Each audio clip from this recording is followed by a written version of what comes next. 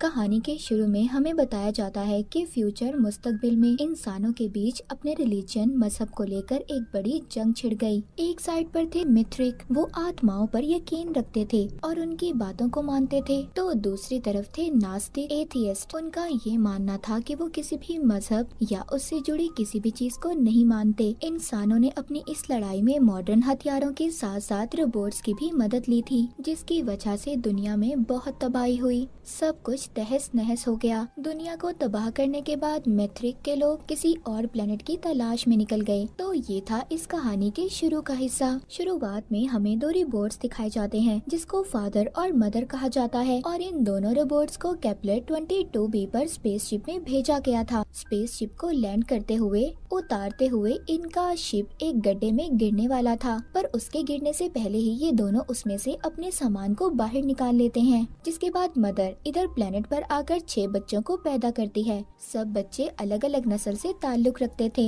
ये दोनों रोबोट्स यहाँ पर अपनी छोटी सी सोसाइटी बना लेते हैं और स्पेस मूलियों को उगाकर यहाँ पर गुजारा करने लगते हैं, मतलब एलियन मूलियाँ। इनको देखकर ऐसा लग रहा था कि यहाँ पर प्लेनेट को ढूंढकर इंसानों की सोसाइटी बनाने आए थे। ये दोनों रोबोट्स यही चाहते थे कि ये आने वाली नस्लों को रिलीजन से दूर रखें। मतलब ये दोनों रोबोट्स मदर फादर एथियस्ट थे, जो किसी भी चीज को नहीं मानते थे, क्योंकि ये ऐसा इसलिए चाहते थे कि आने वाले इंसानों में ना रिलीजन मजहब का कोई फर्क होगा और ना ही आपस में ये लड़ेंगे, और इनकी सोच भी सबसे अलग होगी। ये दोनों रोबोट्स ये भी जानते थे कि ये बहुत जल्दी खत्म हो जाएंगे, इनका सिस्टम जल्दी बंद हो जाएगा।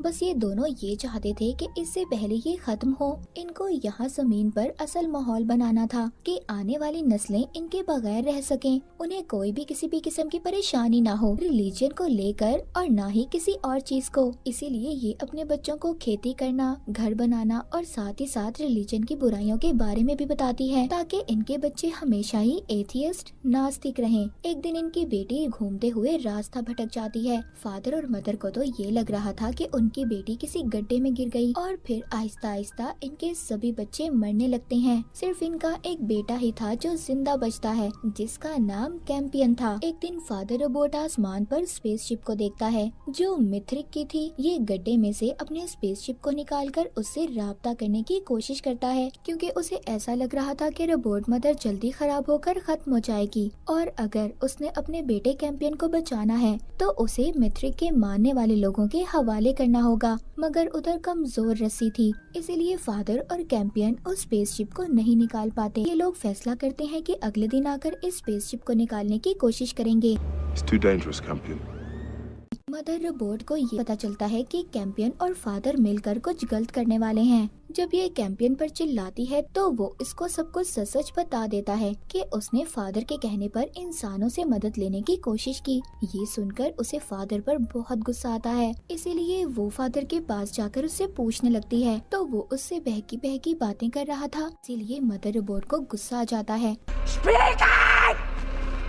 और गुस्से में फादर के बंद करने वाले सिस्टम को उसमें से निकाल कर बंद कर देती है। अब जैसे ही कैंपियन को पता चलता है तो वो उस स्पेसशिप की मदद से इंसानों तक सिग्नल भेज देता है, जिसके बाद मदर का भी ब्रेक डाउन, यानी कि उसका सिस्टम भी खराब होने वाला था। ये देखकर कैंपियन अपनी मदर के साथ बाहर ही सो जाता है। अगले दिन मिथ्रिक का ग्रुप इनके पास आता है, जिसमें एक आदमी जिसका नाम मार्कस था। दरअसल मिथ्रिक के लोग अपना मसीहा ढूंढना चाहते थे। उनको कैंपियन को देखकर ऐसा लगता है कि यही बच्चा है जो रिलीजन मजहब से जुड़ी सभी मुश्किलों को हल करेगा और इनका मसीहा बनेगा। ये सभी यहाँ पर ये प्लान बनाते हैं कि अपने साथ जो रोबोट लाए हैं उसकी मदद से मदर को ठिकाने लगाकर कैंपियन को अपने साथ ले जाएंगे। पर इनको बहुत जल्दी ये बात पता चल जाती है कि मदर कोई आम रोबोट नहीं थी, बल्कि वो तो उड़ने वाली और लोगों को मारने वाली खतरनाक मशीन थी। वो अपनी खतरनाक सुपरसोनिक आवाज से उसकी तेजी से सब मैथ्रिक्स को मारकर मार्कस के स्पेसशिप तक पहुंच जाती है, और उस स्पेसशिप से मार्कस को दूर निकालकर फेंकती है, और अब उसी के स्पेसशिप से उनके दूसरे स्पेसशिप पर हमला कर देती है। पर वो किसी और रूप में थी।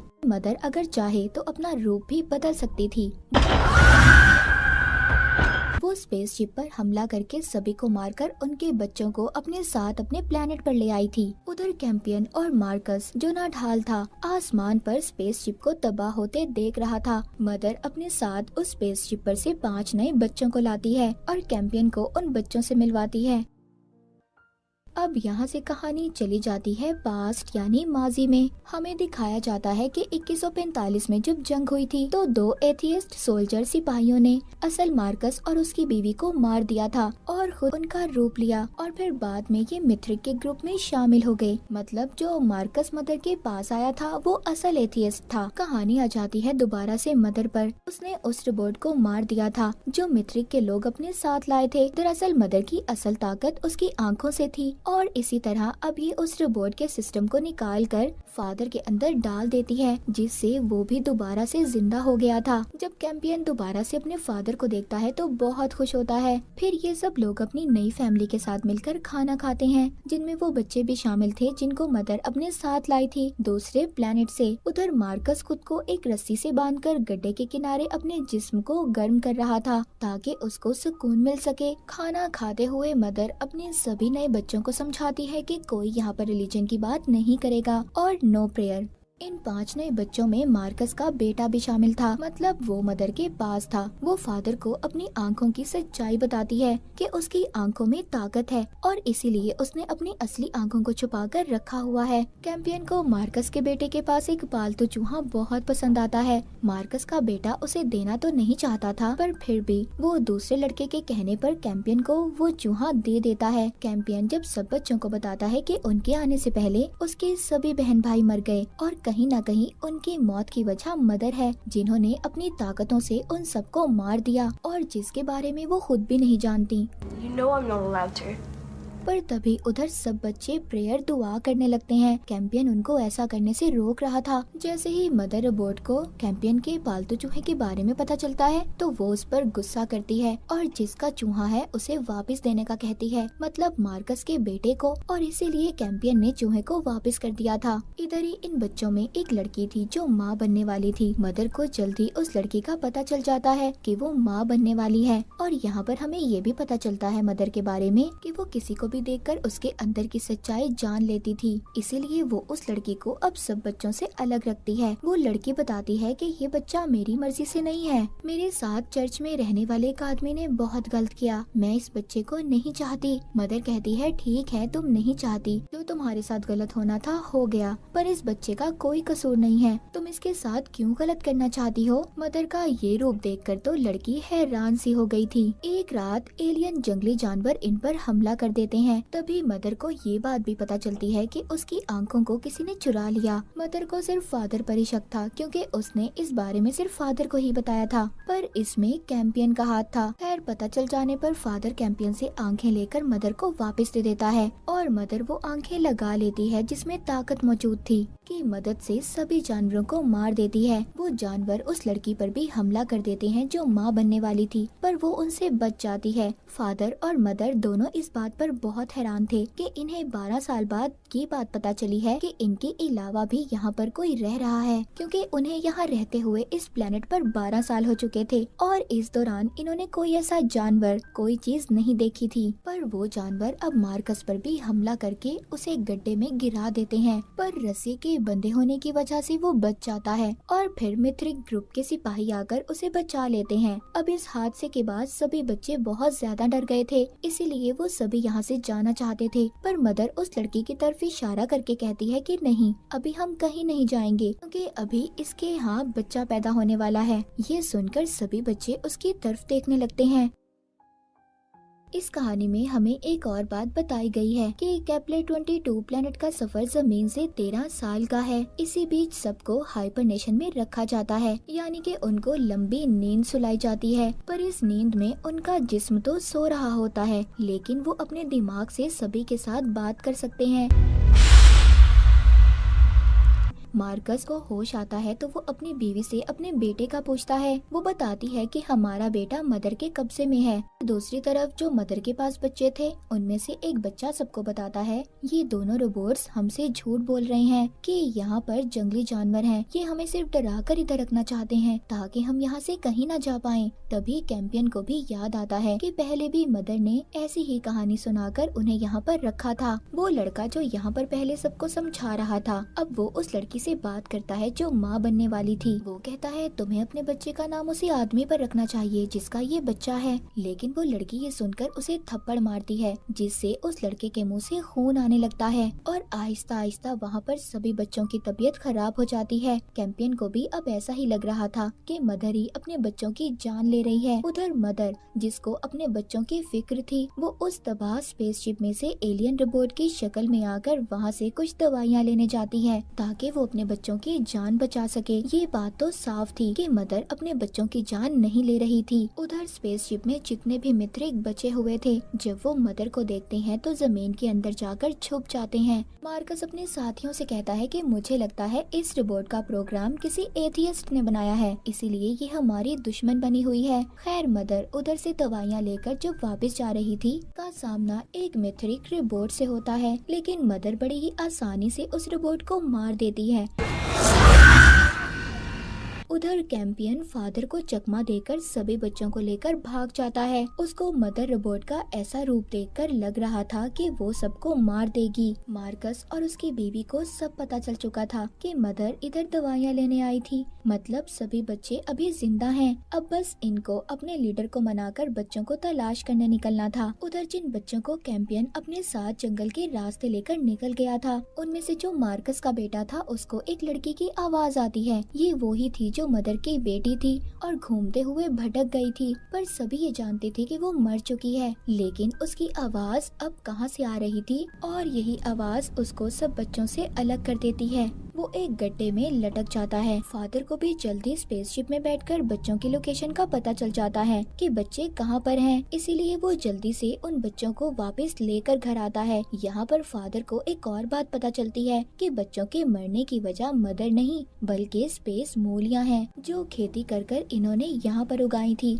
वो जहरीली मूलियाँ सब पर असर कर रही थी लेकिन हैरानी की बात ये थी कैंपियन पर उनका कोई असर नहीं हो रहा था। उधर एक एलियन जानवर कैंपियन पर हमला कर देता है पर सही वक्त पर फादर ने आकर उस जानवर को एक झोपड़ी में कैद कर दिया था। उधर मदर जो दवाइयों की तलाश में थी उसने मार्कस के बेटे को ढूंढ लिया था। रेगिस्तान में हमें दिखाया जाता है मैथ्रिक को वहाँ पर दफन एक बड़ा पत्थर मिलता है। उसकी शक्ल को देखकर ये सब समझते हैं कि ये बहुत खास है। इसको किसी खास मकसद के लिए बनाया गया होगा। उस पत्थर के अंदर से निकलती गर्मी को देखकर सब उसके सामने झुककर इबादत करने लगते हैं। मतलब मैथ्रिक को मानने वाले अपने सही रास्ते पर थे। फादर अपने बेटे कैंपियन से कहता है कि उस जंगली जानवर को मारकर मैं अपने बच्चों का पेट पालना चाहता हूँ जिसको इसने झोपड़ी में बंद किया था। पर कैंपियन कहता है पहले हमें कोशिश तो करनी चाहिए किसी और चीज को ढूंढने की। ऐसे जानवरों को मारना अच्छी बात नहीं है। इसीलिए ये जंगल में दूसरी सब्जियां ढूंढने जाते हैं पर इनको कुछ भी नहीं मिलता। मदर को दिखाया जाता है जिसने सब बच्चों से लॉकेट उतरवाए थे उनको पिघलाकर एक बारीक सा हथियार बनाती है। उन सभी नए बच्चों के अंदर से ट्रैकिंग डिवाइस को बाहर निकाल देती है जिसकी मदद से मार्कस उसकी बीवी और मित्रिक सब बच्चों को ढूंढ रहे थे जिससे उनको अब कुछ भी पता नहीं चल पा रहा था। वहाँ पर एक रोबोट आकर मार्कस पर हमला कर देता है। उसे भी ये पता चल जाता है कि ये काम उसके लीडर का है क्योंकि उसे मार्कस और उसकी बीवी पर शक था कि ये दोनों एथियस्ट से मिले हुए हैं। पर वो सिर्फ मार्कस को मारना चाहता था क्योंकि उसकी बीवी उनके ग्रुप में एक अकेली डॉक्टर थी जो दवाइयों के बारे में जानती थी। इसीलिए लीडर सिर्फ खाली मार्कस को ही मरवाना चाहता था। उधर कैंपियन उस जानवर को आजाद करने वाला था जो फादर का पकड़ा हुआ था पर तभी उधर फादर आ जाता है। कैंपियन की ऐसी इस हरकत पर दोनों रोबोट्स ये सोचते हैं कि उनके बेटे कैंपियन की ये अच्छाई उन्हें कभी न कभी बहुत बड़ी मुसीबत में डाल सकती है। फादर बच्चों को समझाता है देखो, हम आज हैं और कल नहीं, इसीलिए तुम्हें मारना तो सीखना होगा, तुम्हें लड़ाई करना आना चाहिए। एक लड़की ये बात सुनकर उस एलियन जानवर को मारने की कोशिश भी करती है, पर डर से सभी बच्चों के साथ मिलकर भाग जाती है। मदर यहाँ पर रोजाना हाइबरनेशन पॉट में जाकर सो जाती थी, जो जंगल में इसने सबसे छुपा कर रखा हुआ था, जिससे वो अपनी पुरानी यादों में जा सकती थी। उधर मार्कस का प्लान अपने लीडर को मारने का पूरा हो जाता है, क्योंकि पहले लीडर उसको मारना चाहता था, मगर अब मार्कस ने अपने लीडर को मार दिया था। वो उसी पत्थर की आग की मदद से उसे जलाकर राख कर देता है। उसे देखकर सब ये समझते हैं कि वाकई ही इस पत्थर में कोई बात तो है, और जाकर सब लिपट जाते हैं। मार्कस की बीवी भी हैरान थी। वो अपनी बीवी को बताता है कि मुझे अजीब सी आवाज आई थी, उसने मुझसे ये सब करने का कहा, एक सोल आत्मा की आवाज। उसकी बीवी ये सब सुनकर हैरान हो जाती है। इस पूरे हादसे के बाद मिथ्रिक के लोग मार्कस को अब अपना लीडर बना लेते हैं। उधर वो लड़की जो माँ बनने वाली थी, भूख से तंग आकर मदर का वो बारीक हथियार लेकर जो उसने बनाया था, उसकी मदद से उस एलियन जानवर को मार देती है, जो फादर ने कैद करके रखा हुआ था। उसे मारकर सभी बच्चे भूख से तंग उस जानवर का गोश्त खा रहे थे, सिवाय कैंपियन और मार्कस के बेटे को छोड़कर। मार्कस को स्पेसशिप में तलाशी लेते हुए वो आदमी भी मिल जाता है, जिसने उस लड़की के साथ गलत किया था, जो माँ बनने वाली थी, मदर के साथ रहती थी। वो उसको पकड़ लेते हैं। मार्कस कहता है कि हम इस आदमी को मदर के खिलाफ इस्तेमाल करेंगे। बाहर घूमते हुए कैंपियन और मार्कस का बेटा देखते हैं कि एलियन जानवर जिंदा रहने के लिए गड्ढों में लगी हुई फंगस यानी काई खा रहे थे। वो सोचते हैं कि फंगस अगर इनके लिए अच्छी है तो इंसानों के लिए क्यों नहीं, इसीलिए अपने लिए भी ये उस फंगस को इकट्ठा करना शुरू कर देते हैं, जो इनके लिए जहरीली भी नहीं थी। इधर मार्कस ने जिस आदमी को पकड़ा हुआ था, वो बताता है कि सारे काम उसने सोल के कहने पर किए। ये सब बातें मार्कस को काफी अजीब लग रही थी। अब क्योंकि मार्कस मैथ्रिक का लीडर भी बन चुका था, उसके साथ एक लड़की काफी ज्यादा घुलने मिलने की कोशिश कर रही थी। उधर मदर हाइबरनेशन पॉट में नींद में जाकर अपनी पुरानी यादों में चली जाती है, और आखिरकार हमें यहाँ पर पता चलता है कि मदर कौन थी और किसने इसको यहाँ पर भेजा था। मदर भी पहले मिथ्रिक के लिए काम करने वाली एक रोबोट थी, मगर उसको एक एथियस्ट ने अगवा करके रीप्रोग्राम कर दिया, दोबारा से उसके अंदर की चीजों को बदल दिया। ये आदमी पहले मिथ्रिक का ही था, पर इसने अपने रिलीजन के खिलाफ बगावत कर दी, और ये मदर से प्यार भी करता था। इसने मदर को बदलकर इंसानों की खिदमत करने वाला एक रोबोट बना दिया, और इसने फादर रोबोट को भी बनाया था, और दोनों को केपलर 22 पर जाकर एथियस्ट की सोसाइटी बनाने का कहा। उसने मदर को भेजने से पहले उसकी सारी पुरानी यादों को मिटा दिया था, क्योंकि वो ये नहीं चाहता था कि आगे के इंसान उसको भी अपना गॉड, अपना मसीहा समझें। सब चीजों का ताल्लुक कहीं न कहीं मदर से था, क्योंकि मदर ने जो बच्चे पैदा किए थे उनसे आगे की नस्लें चलनी थी। सभी यादों को याद करके मदर दोबारा से अपने घर आकर देखती है, तो उस लड़की ने जहर खाकर मरने की कोशिश की थी, जो माँ बनने वाली थी। मदर उसको उल्टियाँ करवा के बचा लेती है और कहती है कि अब कुछ भी नहीं होगा, मैं किसी को भी मरने नहीं दूंगी, चाहे मुझे कुछ भी करना पड़े। वो ट्रैकिंग डिवाइस जो मदर ने बच्चों से निकालकर दूर फेंक दी थी, वो किसी को मिल जाती है, और वो आदमी उसे अपने साथ ले जाता है। उधर मिथ्रिक को उस डिवाइस से सिग्नल मिल रहे थे, इसीलिए पीछा करते हुए ये उस अनजान आदमी तक पहुँच जाते हैं, पर वो आदमी देखते ही देखते अजीब सी बड़ी बड़ी छलांगे लगाकर गायब हो जाता है। मतलब ये कोई आम इंसान तो नहीं था।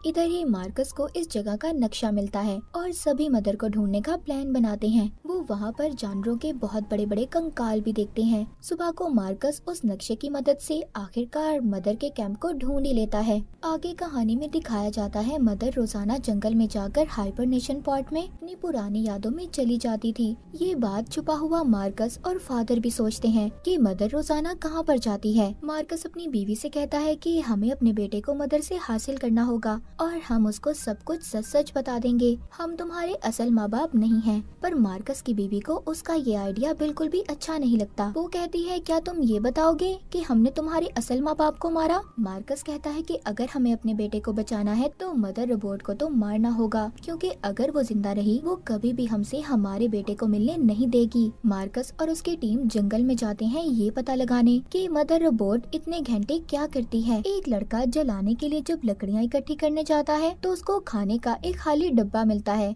वो आकर अपनी दूसरी साथी को बताता है। उन दोनों को अब समझ आ गई थी कि कोई बाहर जिंदा इंसान इन पर नजर रख रहा है। उधर मदर के साथ कैंपियन और मार्कस का बेटा एक गेम खेल रहे थे। कैंपियन जिस पजल को सुलझाने में घंटों लगा देता है, उधर मार्कस का बेटा उसे फौरन से हल कर देता है, जिस वजह से कैंपियन उससे जलने लगा था। जंगल में मार्कस की बीवी को वो पॉट मिल जाता है जिसमें मदर अपनी पुरानी यादों में जाया करती थी। मार्कस उसको देखकर कहता है कि यही सही वक्त होगा जब हम मदर को मार सकते हैं, क्योंकि इसमें जाने के बाद वो बहुत गहरी नींद में सो जाती है और इसी दौरान हम उसको मार सकते हैं। हम उसके जिस्म को बॉम्ब से उड़ा देंगे। उधर कैंप में मदर उस बच्ची की ड्राइंग देखती है जो रास्ता भटक कर गुम हो गई थी और मर चुकी थी, पर मदर को कुछ समझ नहीं आता कि उसकी बनाई हुई ड्राइंग उसकी पुरानी यादों से मिल रही थी। उसको अब लग रहा था कि शायद उसके पीछे कोई है जो उसके बारे में जानना चाहता है, उसका पीछा कर रहा है। मार्कस का बेटा बेचारा फंगस खाकर तंग आ चुका था। वो भी अब एलियन जानवर का गोश्त खाना चाहता था, पर वो खुद से किसी की जान नहीं ले सकता था। इस बात पर कैंपियन को उस पर गुस्सा आता है। कहता है तुम ये काम क्यों नहीं कर सकते, और उसे मारने लगता है। फादर जब ये देखता है कि कैंपियन मार्कस के बेटे को मार रहा है तो वो उसको मदर के पास लेकर जाता है। मदर उसको समझाती है कि बेटे ऐसे परेशानियां हल नहीं होती, ऐसे किसी पर हाथ उठाकर किसी को मारकर। पर कैंपियन उसको उल्टा जवाब देकर चला जाता है और कहता है मॉम आप ये सब ना ही कहें तो अच्छा होगा। उसके जाने के बाद मदर फादर से पूछताछ करती है कि फादर ही तो नहीं जो उसका पीछा कर रहा है, लेकिन फादर नहीं था। इसीलिए मदर अब खुद इस बात का पता करती है और जाकर अपने हाइबरनेशन पॉड में कंप्यूटर से पूछताछ करती है। उसको पता चलता है कि कोई वायरस है जो उसको उसकी पुरानी यादों की तरफ खींच रहा था। ये दोबारा से गहरी नींद में जाकर सब पता करती है। तभी वहाँ पर मार्कस के लोग आकर इसके चारों तरफ बॉम्ब लगा देते हैं और एक आदमी उसके आगे आईना लेकर खड़ा हो जाता है ताकि वो शीशा मदर की सारी ताकत को कुछ देर के लिए कंट्रोल कर पाए। पर ऐसा कुछ नहीं होता। मार्कस के लोगों का सारा प्लान खराब हो गया था, जिस वजह से मदर भी अब होश में आ जाती है और सबको यहाँ पर खत्म करके अपने बच्चों को लेने भागती है। उधर मार्कस की बीवी अपने साथियों के साथ मदर के कैंप पर हमला कर देती है। फादर जल्दी जल्दी अपने सभी बच्चों को बचाकर एक महफूज जगह पर लेकर छुप जाता है, पर मार्कस की बीवी ने अपने बेटे को ढूंढ लिया था। उधर ही एक बच्चा मिथ्रिक के लोगों को फादर के छुपने की जगह बता देता है, जिससे वो लोग फादर पर भी हमला कर देते हैं। लेकिन मदर भी आ गई थी। उसे आने में बहुत देर हो जाती है। फादर बहुत जख्मी हो चुका था। मार्कस की बीवी अपने बेटे को उसके डैड से मिलवाती है, यानी कि मार्कस से। पर मार्कस यहाँ पर कहता है बेटे अभी तुम वापस जाओ, मदर जिंदा है, तो इसीलिए तुम्हें मदर रोबोट के पास वापस जाना होगा और उसकी आंखें चुरानी होंगी। उसी में मदर की सारी ताकतें मौजूद हैं। उसका बेटा अब यही करता है। वो मदर के कैंप में जाकर जब उसकी आंखें चुराकर भाग रहा था, जिस पर अब मार्कस उस पर हमला करता है और उसे बहुत मारता है। वो बस मदर को मारने ही वाला था, तभी उसको आवाज आती है मदर को छोड़ दो, उसे जाने दो, मदर को जिंदा छोड़ दो। इसीलिए ये अब उसको जिंदा ही पकड़ लेता है। मार्कस ने मदर रोबोट को एक झोपड़ी में कैद कर दिया था और कैंपियन को भी बंद कर देता है। मार्कस जब मदर के पास जाता है तो वो उससे कहती है क्या मैं जानती हूँ तुम असल मार्कस नहीं हो। वो मार्कस का चेहरा देखकर सब कुछ स्कैन कर लेती है। उधर मिथ्रिक फादर को पकड़कर उसे रिप्रोग्राम करके उसमें तब्दीलियां लाकर उसको अपना नौकर बना लेते हैं। मिथ्रिक कैंपियन को अपना मसीहा समझ रहे थे। उनका ये मानना था कि कैंपियन ही वो बच्चा होगा जो उनकी सारी मुश्किलों को खत्म करेगा, इसीलिए उन्होंने उसे पकड़ा हुआ था। दूसरी तरफ वो लड़की जो माँ बनने वाली थी, वो कैंपियन के पास जाती है और कहती है कि तुम झूठ मूठ का नाटक कर लेना मिथ्रिक के लोगों के सामने कि तुम रिलीजन को मानते हो और जो भी वो कह रहे हैं सब सच है। एक तरफ मार्कस का बेटा बैठा घर बना रहा था। मिथ्रिक के लोग जब उसको देखते हैं तो वो सोचते हैं कि शायद हमारा मसीहा ये बच्चा हो, पर उनके रिलीजन, उनके मजहब के लिहाज से उनका मसीहा ऐसा होगा जिसका इस दुनिया में कोई भी नहीं होगा। मगर उन लोगों को ये नहीं पता था कि मार्कस का बेटा भी तो अनाथ था, उसका भी इस दुनिया में कोई भी नहीं था, कि असल मार्कस और उसकी बीवी तो मर चुके थे। अब नकली मार्कस मदर की बातों से तंग आ गया था और साथ ही साथ उसको आवाजें भी सुनाई दे रही थी जो अजीब थीं। इसीलिए तंग आकर वो अपने बेटे यानी मार्कस के बेटे को धक्का मारता है। आखिर क्यों सोल मदर रोबोट को जिंदा रखना चाहती थी या फिर चाहता था? उधर जब मैथ्रिक के लोग कैंपियन को अपना मसीहा बनाने के लिए रस्मों को शुरू करते हैं। जब कैंपियन अपने बहन भाइयों की कब्रों को देखता है, उन पत्थरों को, तो उसको न जाने क्या हो जाता है, इसीलिए वो वहाँ से भाग जाता है। मगर फादर ने उसे पकड़ लिया था और दोबारा से बंद कर देता है, क्योंकि फादर का प्रोग्राम तब्दील हो चुका था। वो मिथ्रिक के लिए काम कर रहा था। जब मार्कस की बीवी को पता चलता है कि मार्कस ने उनके बेटे पर हाथ उठाया, तो वो काफी गुस्सा होती है। मार्कस को भी मदर के कैंप से उसका वही बारीक हथियार मिल जाता है जो उसने खुद बनाया था, क्योंकि मार्कस ने अपने ख्यालों में भी उसको देखा था। लेकिन मार्कस अब मदर को किसी खुफिया जगह पर ले जाना चाहता था। रास्ते में मार्कस के पास उसका एक साथी भी आता है। मदर उसको बताना चाहती थी कि ये बंदा उनका लीडर नहीं बल्कि एथियस्ट का एक बहरूपिया है। असल मार्कस तो मर चुका है, पर वो आदमी तो अपने लीडर पर बहुत भरोसा करता था और कोई भी बात नहीं सुनता। पकड़े हुए कैंपियन को दोबारा से उसी छोटी बच्ची की आवाजें आती हैं जो मर चुकी थी, जो उससे कह रही थी, खिड़की से देखो मदर और फादर कहाँ पर हैं। मार्कस मदर को कहीं ले जा रहा था और वो लड़की भी अब इनका पीछा करती है जो माँ बनने वाली थी, जिसको मदर ने अपनी बेटी बनाया हुआ था। मार्कस का प्लान मदर को एक गड्ढे में गिराकर मारना था। वो ऐसा समझता था कि ऐसा करने से शायद उसे आवाजें नहीं आएंगी, मगर उसे फिर से आवाज आती है, मदर को छोड़ दो, मत मारो उसे।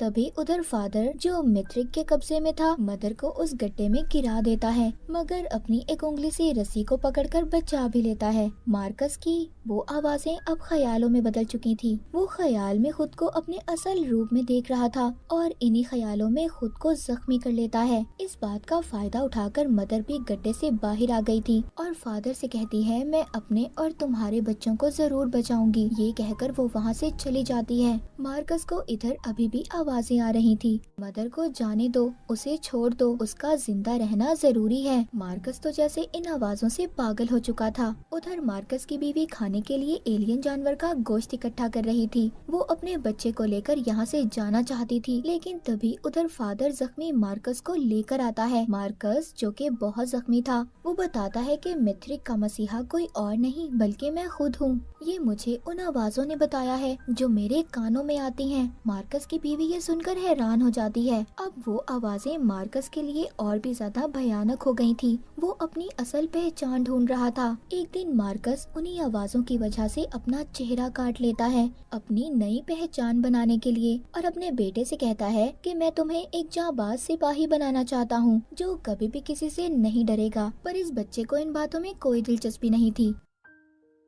मदर रोबोट को दिखाया जाता है जो मिथ्रिक के स्पेसशिप में अपनी मरम्मत खुद को ठीक करवाने जाती है। वहाँ पर वो एक खराब रोबोट से एलियन खून लेने लगती है, यानी कि सफेद लिक्विड। इसी दौरान उसे अपने पेट में कुछ महसूस होता है। मदर दोबारा से माँ बनने वाली थी, पर अब उसे जिंदा रहने के लिए लाल खून की जरूरत थी। वो एक जानवर को मारकर उसका खून पीने लगती है। कैंप में एक बच्चा ये देखता है कि फादर ने कोई मैसेज भेजा था। उसको ऐसा लग रहा था कि शायद कि मिथ्रिक के लोगों ने फादर का जो प्रोग्राम बदला है उसी वजह से ये सब है। इधर मार्कस भी ये नहीं चाहता था कि जो कैंपियन था मदर का बेटा, उसका बेटा उससे कोई दोस्ती रखे। पर एक दिन जब वो कैंपियन के पास आता है तो मार्कस उसको देख लेता है और उसे बहुत डांटता है। मार्कस अपनी बीवी को भी बंद कर देता है क्योंकि उसे पता चल चुका था कि उसकी बीवी उनके बेटे को लेकर भागना चाहती है। और यहाँ पर जितने भी मिथ्रिक थे सब उसके लिए इबादत करने लगते हैं, क्योंकि उन्हें ऐसा लग रहा था कि मार्कस की बेबी एथियस्ट बन चुकी है।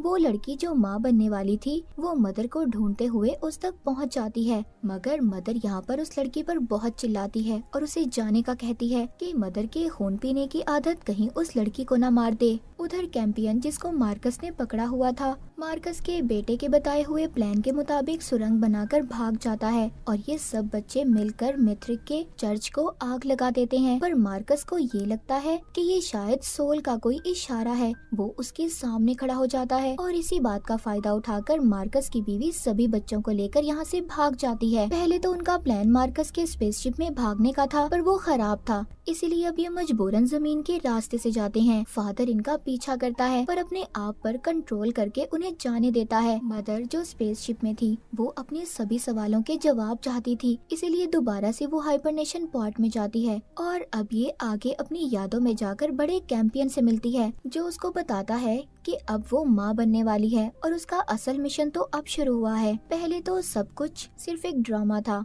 ये सब जानने के बाद मदर दोबारा से वापस अपने होश में आ गई थी। वो लड़की जो माँ बनने वाली थी उसको वो आदमी भी मिल जाता है जिसने उसके साथ गलत किया था, इसीलिए फौरन से मदर भी उधर आ जाती है। वो आदमी हर वक्त अपने साथ गार्ड का कटा हुआ सर लेकर घूमता था क्योंकि उसे ऐसा लगता था कि अगर वो इससे दूर हुआ तो इसका हेलमेट इसे मार देगा। इसीलिए मदर को जो इंसानी खून की जरूरत थी इस आदमी को पास रख लेती है, जिससे उस आदमी को तो सजा मिल जाती है और मदर को उस आदमी का खून। मार्कस ने भी गुस्से में फादर की एक उंगली काट देता है। वो बच्चा जो फादर के साथ था उसको पता चलता है कि फादर ने जो पहले मैसेज दिया था वो दरअसल फादर का इशारा था अपने प्रोग्राम को ठीक करवाने का, इसीलिए वो बच्चा उसको दोबारा से मैसेज के जरिए ठीक कर देता है। फादर अब वापस आ चुका था। मार्कस ये सोच रहा था कि कैसे वो अपने बेटे को अपने पास रख सकता है, उसे कैसे वापस लाए। वो सोचता है इसमें उसकी मदद सिर्फ सोल ही कर सकती है, इसीलिए वो अब दोबारा से रेगिस्तान में बड़े से पत्थर के पास जाता है।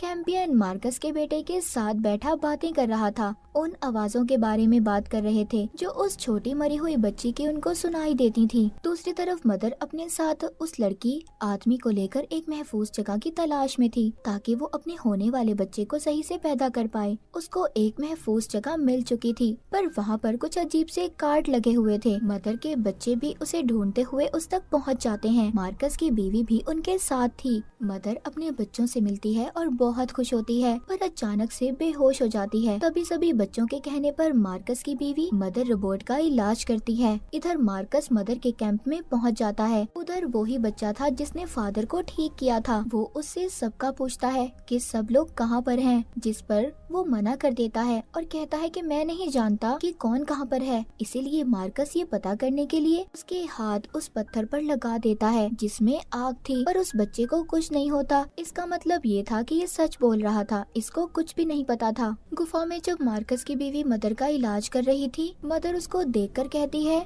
मैं जानती हूँ तुम और मार्कस नकली हो, तुम्हारी पहचान कोई और है। उधर मार्कस के पास से फादर और वो बच्चा अंधेरे में उसका स्पेसशिप लेकर भाग जाते हैं। इस बात पर मार्कस को बहुत गुस्सा आता है और गुस्से में वो अपने एक सिपाही का गला घोटकर मार देता है क्योंकि स्पेसशिप की रखवाली करना इसका काम था, पर उस वक्त ये सो रहा था। इस बात को देखकर जितने भी मित्रिक थे सभी मार्कस के दुश्मन हो गए थे। उधर मदर को जो कार्ड मिले थे उसको स्कैन करके वो एक अलग दुनिया में पहुंच गई थी जहां पर वो देखती है कुछ आदमी जो काले कपड़ों में थे वो एक एलियन मूर्ति की पूजा कर रहे थे। पर तभी जब मदर ये ख्याल देख रही थी तो इसी दौरान वो आदमी जिसने लड़की के साथ गलत किया था वो भागने की कोशिश करता है और मदर पर हमला भी। पर इसी दौरान दूसरी लड़की उसके आगे खड़े होकर उसका ध्यान भटकाती है और वो लड़की इसके गार्ड के सर को दूर फेंक देती है, जिस वजह से इस आदमी का सर पिचक जाता है और उसकी मौत हो जाती है। मतलब उसका कहना सही था, वो सर ही उसकी मौत की वजह था। तभी यहाँ पर फादर और वो बच्चा भी जिसने फादर को ठीक किया था दोनों स्पेसशिप में यहाँ तक पहुँच गए थे। जब फादर यहाँ पर पहुँचता है तो माँ बनने वाली बात मदर के बारे में सुनकर काफी हैरान होता है। पहले तो ये गुस्सा होकर चला जाता है पर बाद में ये मान जाता है और कहता है कि वो भी उसकी मदद करेगा। यहाँ पर मार्कस की बीवी मदर से कहती है मैं माँ नहीं बन सकती पर हाँ मैं तुम्हारी मदद जरूर करूँगी। मार्कस के बेटे को भी वो आवाजें आने लगी थी जो उससे गलत काम करवा रही थी। वो कार्ड्स जिससे अभी मदर अपने ख्यालों की दुनिया में गई थी वो उसको जला देता है ताकि कोई भी सच्चाई के बारे में ना जान पाए। उधर मार्कस का सच भी मिथ्रिक के लोगों को पता चल चुका था कि वो एक बहरूपिया है। वो उसको मारने के लिए मदर की चोरी की हुई आंखें खिला देते हैं ताकि वो मर जाए, पर वो अभी भी जिंदा था। इतनी जल्दी मार्कस कहाँ मरने वाला था। हम देखते हैं कि मदर अब बच्चे को पैदा करने के लिए एक महफूज जगह पर जाती है, उसी जगह पर जो जगह उसने अपने सपने में उन कार्ड्स की मदद से देखी थी। पर फादर और बाकी लोग यही समझ रहे थे कि ये जगह महफूज नहीं है, लेकिन मदर को यकीन था कि ये जगह बिल्कुल ठीक है। मार्कस के बेटे को जो आवाजें आई थी उसमें सोल ने बताया था कि ये जगह उनके लिए बिल्कुल ठीक है और ये बच्चा भी सोल की वजह से ही पैदा हो रहा है। लेकिन कैंपियन को इस बात से जलन थी कि मदर सबसे ज्यादा इसी बच्चे को खास समझ रही है, पर फादर को मदर सब सच बता देती है। वो बताती है कि मैं भी ये नहीं जानती कि मेरे साथ ये सब कुछ कैसे हो रहा है, पर हाँ मैं ये जरूर जानती हूँ असल मिशन हमारा अब शुरू हुआ है। फादर इस बात से नाराज होकर चला जाता है। जब मार्कस की बीवी मदर रोबोट का टेस्ट लेती है तो वो बताती है तुम्हारा बच्चा तेजी से बढ़ रहा है और बहुत जल्दी ये दुनिया में भी आएगा। ये सबसे ज्यादा ताकतवर है। दूसरी तरफ मार्कस का बेटा एक गुफा में पहुंच जाता है, जहां पर वो बनी हुई एक ड्राइंग देखता है जिसमें सांप और स्पेसशिप बना हुआ था। क्या ये कोई आने वाले कल का पता बता रहा था या कुछ और? उधर मार्कस जो अभी भी जिंदा था, पर उसके जिस्म पर अजीब से निशान आ गए थे, लेकिन अभी भी उसे ख्याल आ रहे थे कि सोल उसको रास्ता दिखा रही है। और एक स्पेसशिप का पीछा करते हुए वो एक सांप के कंकाल तक पहुंच जाता है। मतलब सांप की भी कोई कहानी थी। इधर उसका बेटा जो स्पेसशिप के पार्ट्स को एक गड्ढे में फेंक रहा था, तभी वहाँ पर मार्कस की बीवी आती है और पूछती है क्या कर रहे हो। वो बताता है कि मुझे सोल ने कहा है ये जगह महफूज है और यहाँ से हम कहीं नहीं जाएंगे। मगर उसकी माँ कहती है बेटा ये सब बातें हैं, कोई सोल नहीं है। मगर उसका बेटा समझने का नाटक कर देता है, लेकिन वो कुछ नया करने वाला था। रात को मदर एक गड्ढे के पास आती है और अपने बनाने वाले से कहती है आगे मुझे क्या करना है, मुझे इस बच्चे के साथ क्या करना होगा। तभी वहाँ पर वही छलांगे लगाने वाला आदमी आ जाता है, मगर फादर भी उधर पहुँच गया था और मदर एक ही मुक्के से उसे मार देती है। फादर जब उसका मास्क हटाता है तो वो एक एलियन था। उसके बैग से उन्हें इंसानी खोपड़ी मिलती है, पर वो जमीन पर रहने वाले इंसान की नहीं थी, वो किसी दूसरे प्लेनेट के इंसान की थी। उधर मार्कस की बीवी को पता चल चुका था कि मदर जल्द ही माँ बनेगी और अगर अभी उसका बच्चा पैदा ना हुआ तो वो मर सकता है। मार्कस का बेटा उसको भी अब सच्चाई पता चल चुकी थी। सोल ने उसे बताया था जो तुम्हारे माँ बाप हैं वो असल नहीं हैं, वो एक बहरूपियाँ हैं। इसीलिए वो अपनी माँ पर गोली चला देता है। अब वो तो जख्मी हो गई थी, इसीलिए मदर के पास तो नहीं जा सकती थी। वो बच्चों को लेने भेजती है। मदर भी एक गुफा में पहुँच गई थी, जिधर वो उसी एलियन की मूर्ति देखती है जो उसने कार्ड्स के जरिए अपने सपने में देखी थी। जब इन सभी चीजों को देख रही थी तो तभी उसका बच्चा पैदा होने वाला था, मगर बहुत ज्यादा दर्द के बाद मदर रोबोट का बच्चा उसके मुंह से निकलने लगता है और वो कोई इंसान नहीं बल्कि एक सांप था, एक उड़ने वाला सांप जो निकलते ही उसका एंड्रॉइड खून पीने लगता है, यानी कि उसके जिस्म से निकलने वाला सफेद लिक्विड। तभी उधर मदर के दूसरे बच्चे भी आ गए थे, लेकिन अब वो अपने इस बच्चे को सबसे छुपाती है। ये बात तो साफ थी कि जब ये इस प्लेनेट पर आए तो सांप इनका पीछा कर रहे थे। यहाँ पर सांपों का राज था और वो आवाजें जो मार्कस और उसके बेटे को सुनाई दे रही थी वो भी इन्हीं सांपों की आवाजें थी। मदर सब समझ गई थी। मदर समझ गई थी कि उसके साथ ये सब कुछ क्यों हुआ। जब वो हाइबरनेशन पॉड में अपनी पुरानी यादों में जाती थी तो उसके दिमाग पर कोई कब्जा कर लेता था और यही बात थी कि मार्कस का बेटा भी स्पेसशिप को खराब कर रहा था। उन्हें पता था जब ये सांप पैदा होगा तो उसे इंसानी खून की जरूरत होगी, इसीलिए स्पेसशिप के खराब होने की वजह से सब इधर ही रहेंगे, सब फंस जाएंगे और वो सांप आसानी से सबका खून पी सकता है। मदर उस सांप को देखती है जो बहुत जल्दी बड़ा हो रहा था। अगर ये अपने बच्चों की जान बचाना चाहती थी